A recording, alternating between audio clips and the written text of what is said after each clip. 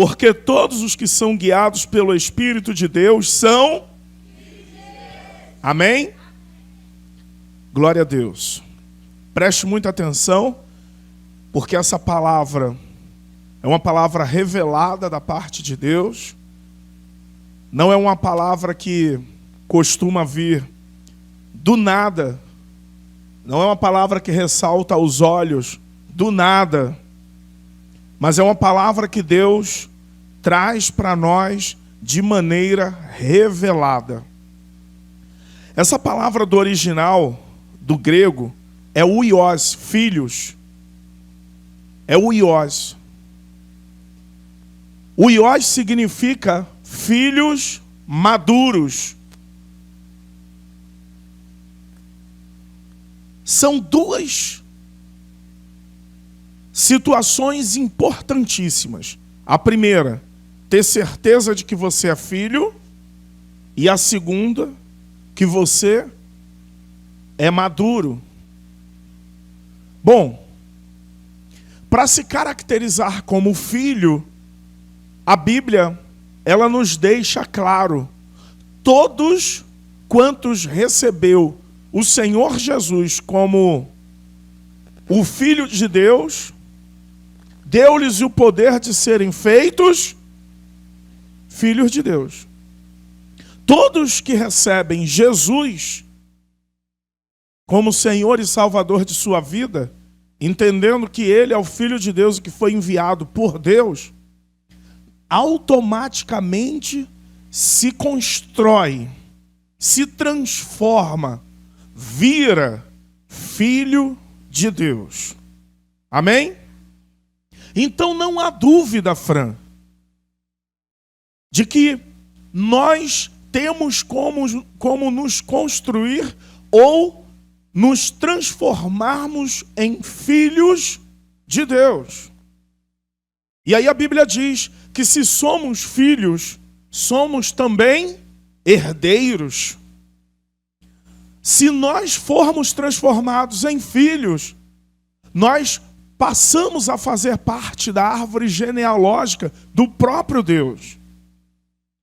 Agora, ser transformado em filho é uma coisa. Se tornar filho maduro é outra coisa diferente. Porque a Bíblia diz que o que transforma uma pessoa em filho maduro não é apenas ela receber Jesus como Senhor e Salvador, mas é ser guiado pelo Espírito. Eu vou ler de novo o texto que inicialmente nós lemos. Romanos 8, versículo 14, diz assim: porque todos os que são guiados pelo Espírito de Deus são filhos de Deus. Mas esse filhos aqui, a tradução do grego original, que é uios, a tradução é filhos maduros.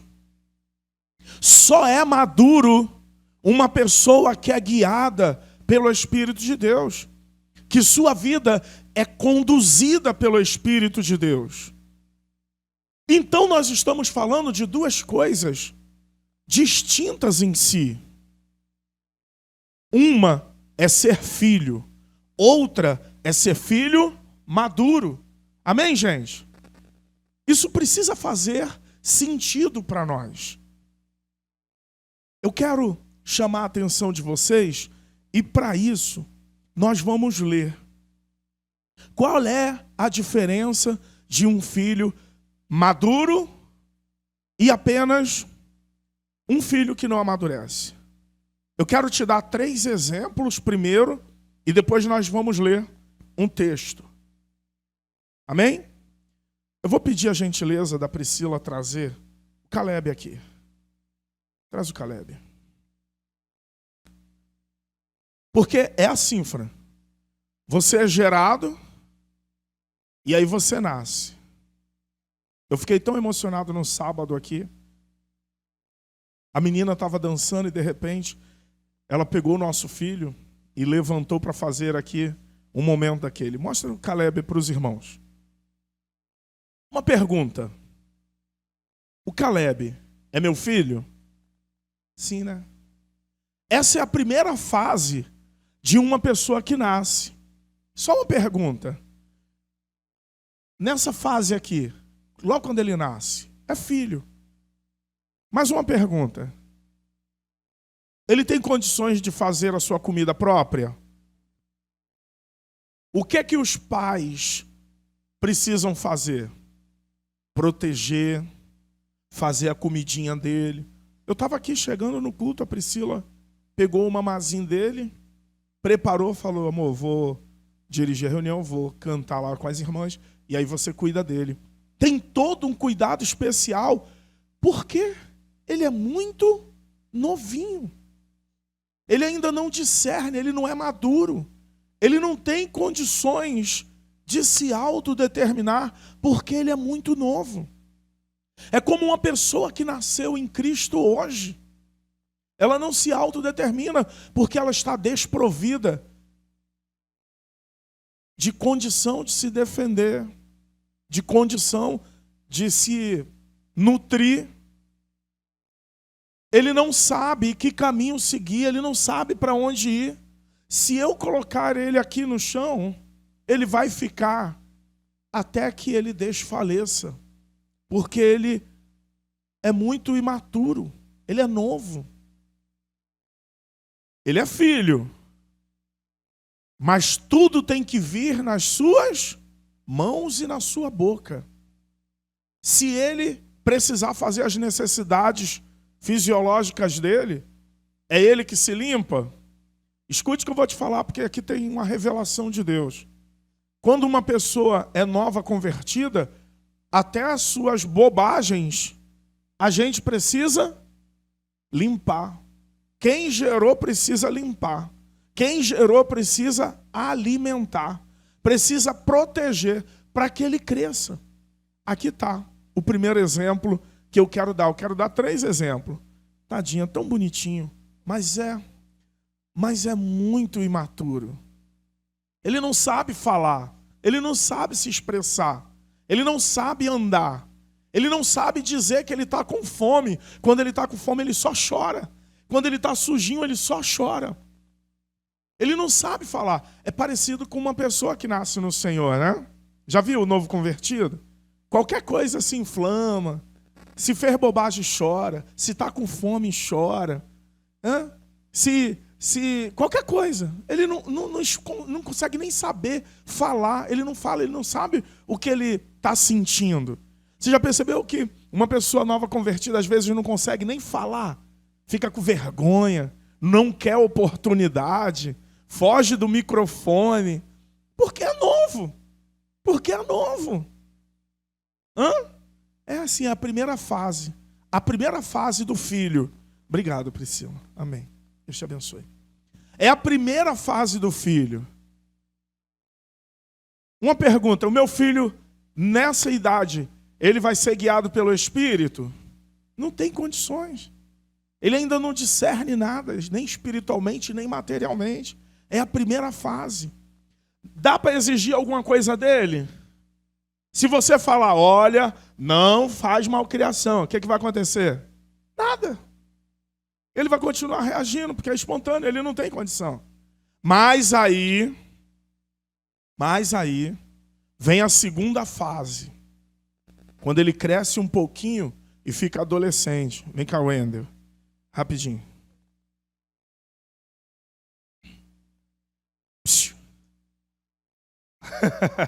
Só uma pergunta. Depois que o filho chega na fase da adolescência, só uma pergunta. Eu vou trocar a fralda dele? Ele tem condições de, por si, limpar as bobagens que ele faz, sim ou não? Ele já discerne as coisas? Ele já sabe fazer alguma coisa para ele comer? Veja que na segunda fase, é filho. Só que na segunda fase, ele já tem que começar a ter noção e discernimento. Já se cobra algumas coisas do adolescente, algumas responsabilidades. A mãe dele, por certo, sai e fala assim, ó, o banheiro hoje quem lava é você. Hoje, quem vai limpar o quintal é você. Outro dia eu cheguei na casa dele e ele estava limpando o quintal. A mãe colocou para limpar o quintal. Nessa fase, ele já recebe algumas atribuições, sim ou não? Mas eu posso dizer que na plenitude ele é maduro? Não. Porque eu vou mostrar para vocês a fase madura. Nessa fase, a mãe já exige alguma coisa, o pai já exige alguma coisa. Ele já entende. Uma pergunta. Se acontecer uma situação de perigo, ele já sabe se defender? Sim. Começa um tiroteio no Parque Paulista para tu ver. É o que vai correr em primeiro lugar. Talvez deixe até a mãe e o pai para trás. Sim ou não? Ele está num lugar, começa uma confusão. Ele sabe se esconder? Sabe? Já na primeira fase, não. Mas na segunda fase, ele já tem condições de fazer algumas coisas. Agora vamos para a terceira fase? Obrigado, Ana. Terceira fase. Deixa eu ver aqui quem... O Fran, me ajuda, Fran. Ele sempre está aqui.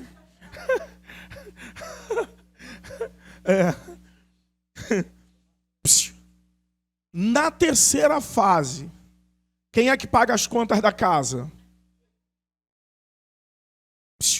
Se tiver uma confusão, quem é que tem que proteger todo mundo? Os boletos vão em nome dos filhos? Vai em nome dele. Agora, o peso do compromisso faz com que ele já nem lembre como que é jogar videogame. Já nem se interessa mais pelo futebol, porque o peso da responsabilidade é muito grande. Os vizinhos cobram em alguma situação de problema lá na vizinhança, vai cobrar quem? Ele. Vai falar com o filho dele? Vai falar com o nenenzinho? Com o adolescente? É ele. Toda a responsabilidade. Vocês estão conseguindo entender a diferença do filho? É filho, mas agora é o iós. É o filho maduro. A diferença entre o imaturo e o maduro, que o maduro assume responsabilidade. O filho maduro, ele agora não foge dos compromissos. Os clientes ligam para a empresa dele, ele que dá a resposta, ele não pode passar para outro. Ele não pode mais transferir responsabilidade. Ele sabe que quem tem que encarar é ele. É ele que agora vai assumir todos os BOs daquela casa, daquela família. Obrigado, Fran. Obrigado. Você pode aplaudir os 3 irmãos que vieram aqui nos ajudar? Amém. Agora sim, eu trouxe para você a palavra de Romanos 8, verso 14, né? Que lemos. Agora eu quero mostrar para você essa diferença do filho maduro e o filho imaturo. O filho maduro, a gente vai ver depois. Mas abra comigo em Gênesis, que eu quero mostrar as atitudes do filho imaturo. Gênesis, capítulo 3, por favor, a partir do verso 11. Nós vamos ver o episódio de Gênesis, as respostas que Adão dá a Deus. E nós vamos discernir isso muito bem, conforme a concordância bíblica de Romanos, o que lemos. Leia comigo, por gentileza, Gênesis capítulo 3, a partir do verso 11. Diz assim o texto bíblico: Deus perguntou: quem contou a você que estava nu? Você comeu da árvore da qual ordenei a você que não comesse. O homem disse: foi a mulher que me deste para estar comigo, que me deu do fruto da árvore, e eu comi. Então o Senhor Deus perguntou à mulher: o que foi que você fez? A mulher respondeu: a serpente me enganou e eu comi. Amém? Vemos no episódio de Adão e Eva que ambos, nenhum dos dois, assume a responsabilidade. Deus os colocou no jardim e ali eles tinham tarefas. Agora Deus disse: da árvore do bem e do mal, vocês não podem comer o fruto. Aí, supostamente, o que a mulher faz? A cobra me enganou. Uma pergunta, irmãos. Uma pessoa madura tem como discernir o que é certo e errado? Ela sabia que Deus tinha falado que não podia comer daquele fruto? Sim, sabia. Mas o comportamento dela denuncia a imaturidade dela. Ela diz: foi a cobra que me enganou. E quando Adão é perguntado, quando Deus pergunta a Adão, o Adão diz: foi a mulher que tu me deste. Em outras palavras, ele estava querendo dizer para Deus o quê? Deus, tu és o culpado. A culpa é tua, Deus. Porque tu me deste essa mulher e foi ela quem me induziu. E a mulher foi a cobra. Você já viu que quando dá um problema, às vezes, na família, ninguém é culpado? Não, mas a culpa foi do fulano. Não, mas o Beltrano que disse aquilo. Não, o outro que foi que falou. Mano, uma pessoa madura, ela vai assumir a responsabilidade. Ela vai dizer: opa, gente, me desculpe, a culpa foi minha. Foi eu que fiz bobagem. Foi eu que falei bobagem. Foi eu que comprei. Foi eu que eu assumo. A responsabilidade é minha. Podem me culpar. Me desculpe. E uma coisa interessante, que a pessoa madura, ela assume e tem hombridade de pedir perdão, desculpa. É a diferença entre o maduro e o imaturo. O Adão, ele acaba culpando a Deus. É parecido com a gente ora a Deus pedindo alguma coisa: Deus me abençoa, me dá aquele carro tão sonhado. Aí Deus abençoa, dá o carro.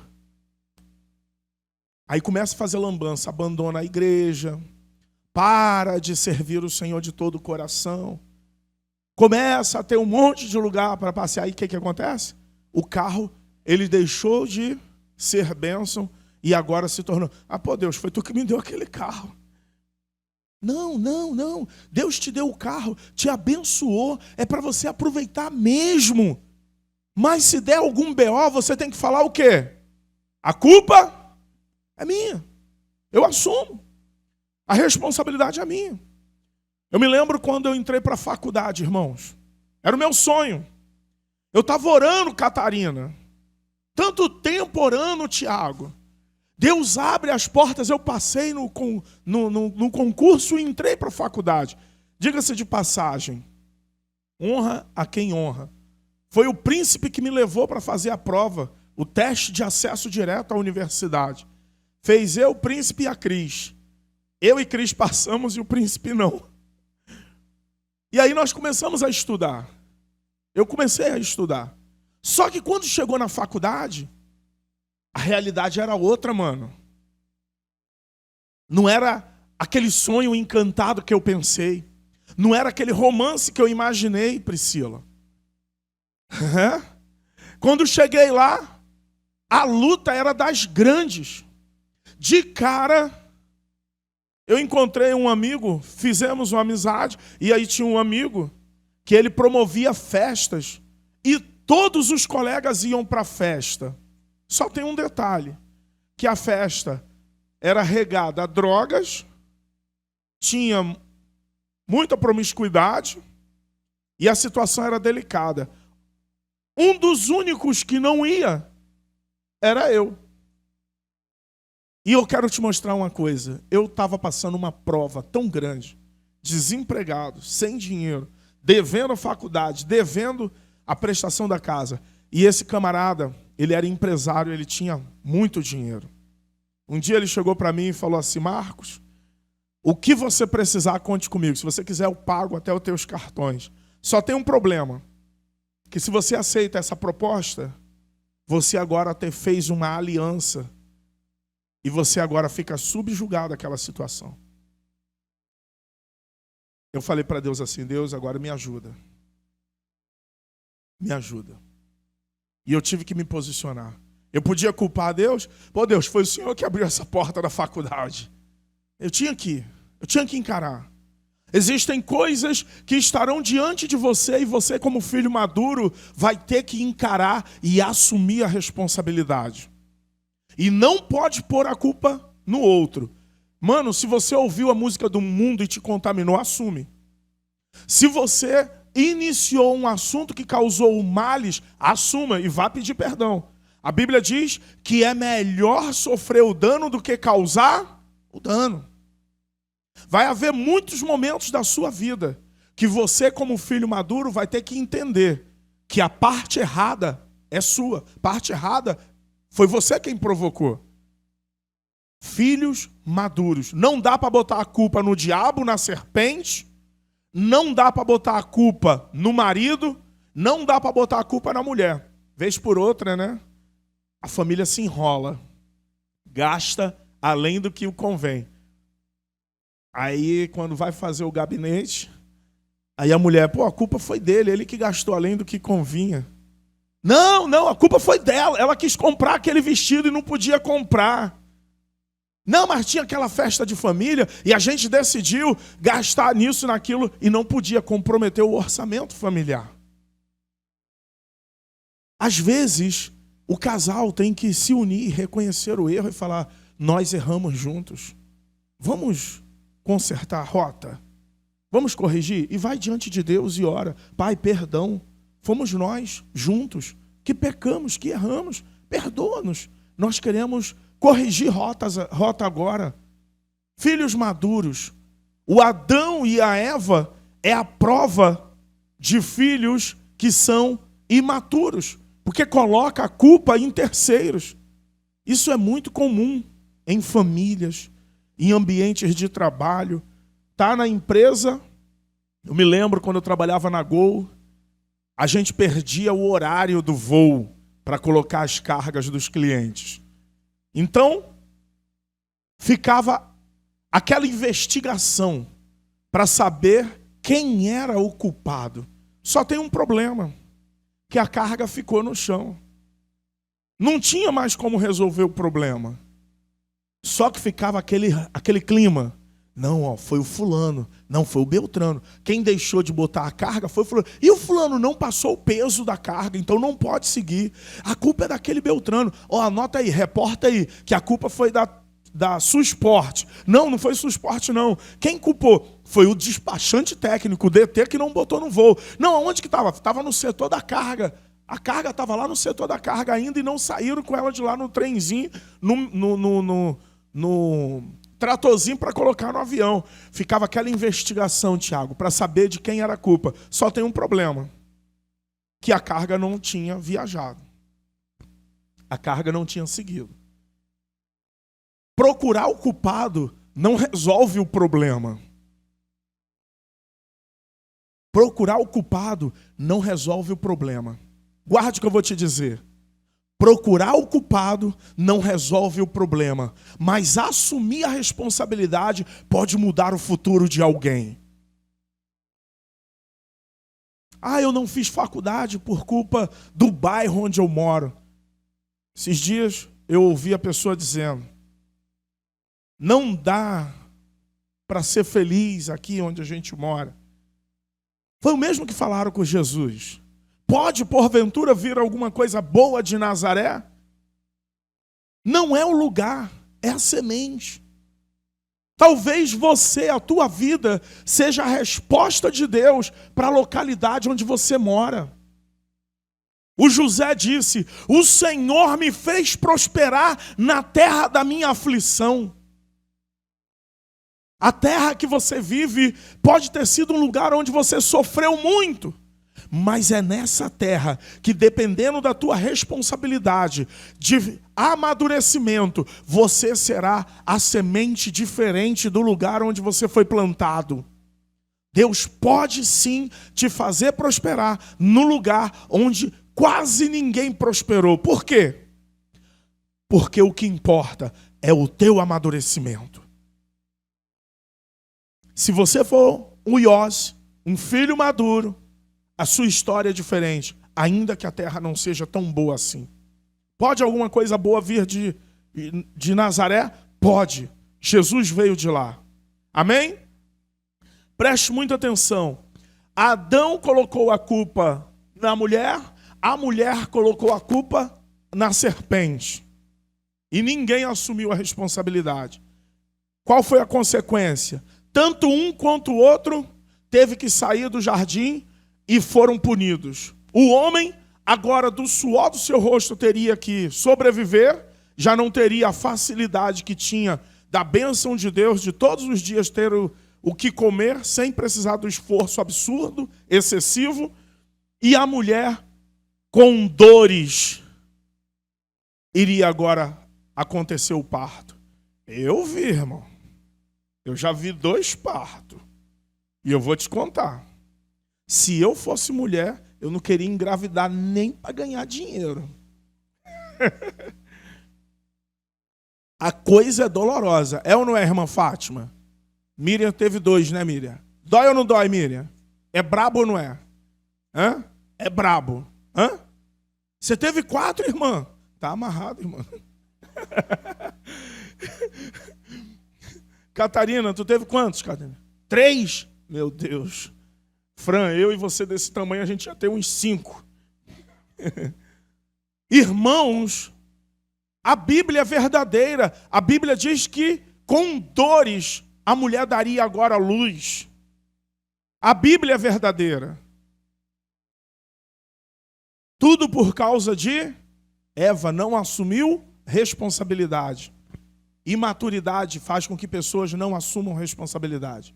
Agora, eu quero chamar a tua atenção e quero te mostrar o filho mais maduro que o nosso Deus teve.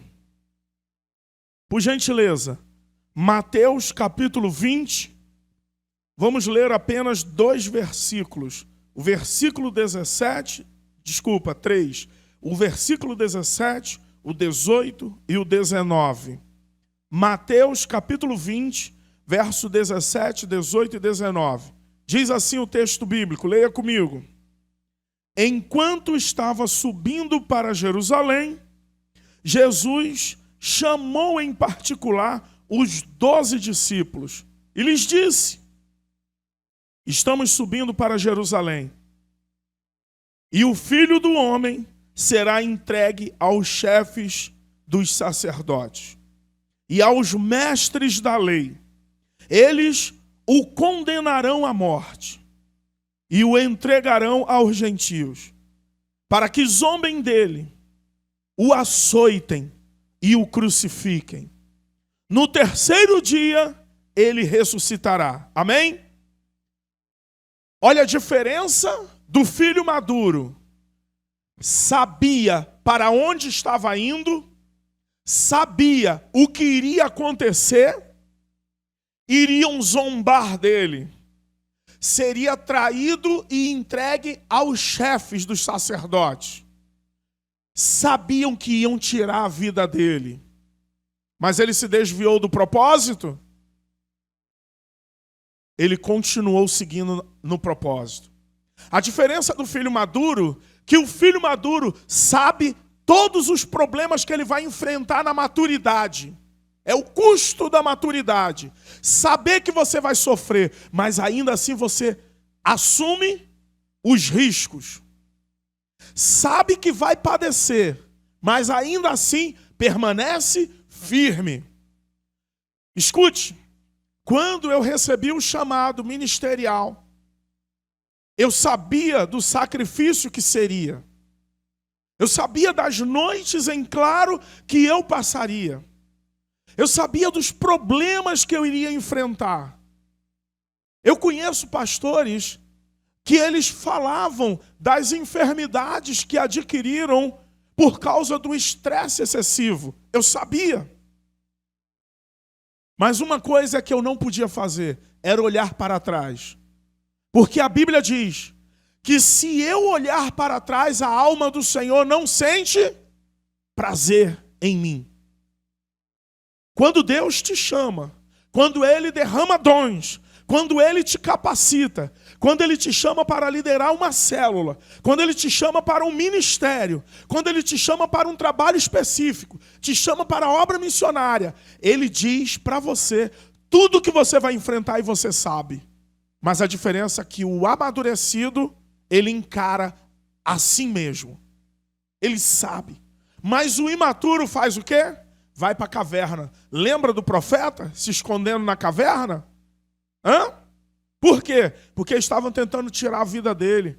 A Bíblia diz, e já nos esclareceu isso antes, nós somos como ovelhas, mudas para não reclamar, indo para o matadouro. Cada um que decide seguir a Jesus sabe que haverá uma cruz para carregar.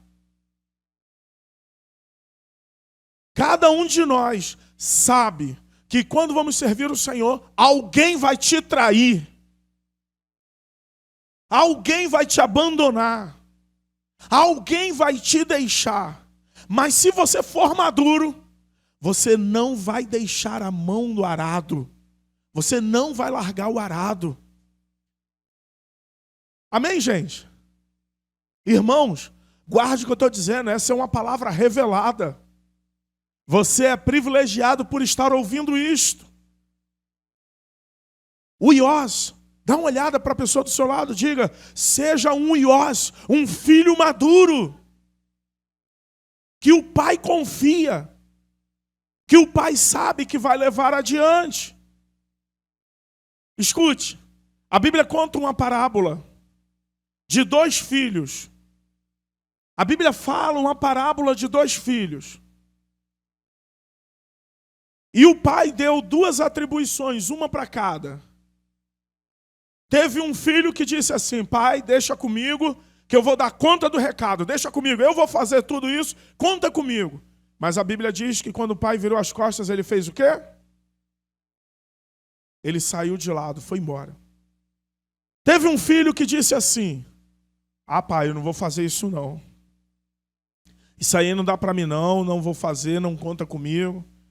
Mas a Bíblia diz que passou um pouco de tempo, ele refletiu e ele se arrependeu. E ele foi lá e fez o que tinha que fazer. A pergunta, qual dos 2 filhos estava mais amadurecido? Aquele filho que ainda que tenha errado, falado para o pai que não iria fazer, mas depois ele reflete e ele é amadurecido para entender o propósito. E ele vai lá e cumpre a missão que recebeu da parte do pai. O outro filho parecia que era amadurecido. Parecia que ia fazer. Ele deu a resposta, ele deu o feedback para o pai, positivamente. Pai, deixa comigo, conta comigo. Mas a Bíblia diz que ele ignorou depois o que o pai disse, virou as costas e saiu. É imaturo. Chega a ser maligno. Escute. Tem alguns irmãos que me impressionam às vezes. Porque tamanha sinceridade. Às vezes eles dizem assim, pastor, isso não vai dar para eu fazer, não dá. Mas conta comigo com essa outra situação aqui que vai. A pessoa é sincera, é verdadeira. Mas durante um tempo, Deus me revelou isso, eu estava procurando algumas pessoas. E eu lembro que eu encontrava essas pessoas na rua, no mercado. Onde eu encontrava, eu dizia assim, Tiago, meu irmão, se puder botar aquele fundo aí, vai ser benção, hein? Aí eu dizia assim, meu irmão, nós estamos com saudade de você. Quanto tempo a gente não se vê? Volta, meu amado. O Pai está esperando de braços abertos. E eu, como seu pastor, estou com meu coração aberto. Eu queria tanto te ver para a gente louvar a Deus juntos. E eles já tinham determinado no coração que não iriam. Mas para se livrar daquele momento ali, ele dizia assim, e ela também. Não, pastor, domingo estaremos lá. E não iam. Depois eu descobri, por revelação de Deus, e descobri, porque, infelizmente, a gente acabou percebendo a situação, que havia um diálogo entre eles e eles decidiam não ir. Mas falaram, descobrimos como nos livrar do pastor. É só falar que iremos no domingo. Nós vamos falar que iremos no domingo, ainda que já decidimos que nós não vamos, e o pastor vai parar de chatear a gente. Eles acham que estavam me chateando. Mas eles não sabem que todas as vezes que eu ia ao encontro deles, era pelo Espírito Santo. Não é que eu queria fazer aquilo. Era pelo Espírito. A Bíblia diz que houve um homem chamado Saul, que Deus o rejeitou. Tantas vezes Deus o chamou para o arrependimento, mas ele se negou, ao ponto de Deus o rejeitar. E aí Samuel vai orar por Saul. E Deus vira para Samuel e diz: por que tu estás orando por Saul, tendo eu já o rejeitado? Tem gente que sua malignidade, a imaturidade, a decisão no coração de não servir o Senhor, já fez com que Deus o rejeitasse. E eles nem sabem disso. Deus os rejeitou, porque amaram mais a glória dos homens do que a glória de Deus.